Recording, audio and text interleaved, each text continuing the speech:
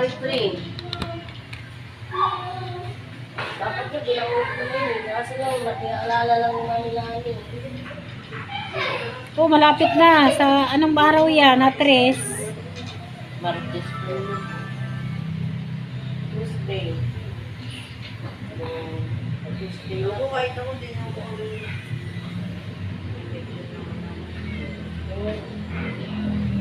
Wala yun.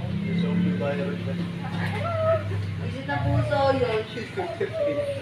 Bakit? Pinagat ako gahapon. Nagmata ko lang di ba rin? Iyak siya. Bumukti. Isang maga po kasi.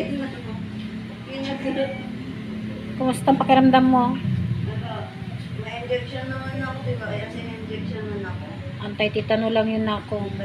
Kompleto yan. Si Emping ng injection. Hindi, anti-tetano lang ang buntis. Nung Hindi rabies. Ako din ang puso. Antay-tayat na tapos antay-tayat. Ibang Pero anti-tetano. tusok na naman na pa ako. Di, ibig sabihin nung di pa siya buntis, na ano na yan, injection na yan, mami.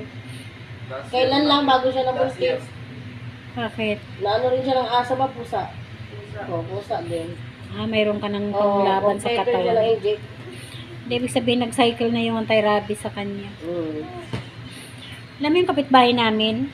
Nakagat siya ng ahas.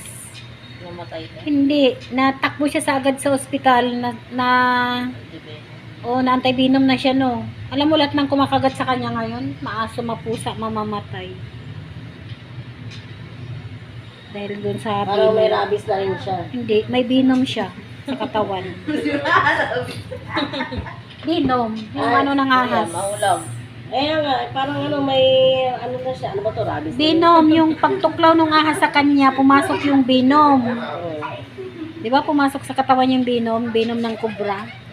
Ngayon, nakaisti sa katawan niya yun, kaya kung sino makakagat sa kanya, napunta, parang natuklaw na rin ng ahas. Lahat na mamatay, yung mga aso. Hanggang ngayon.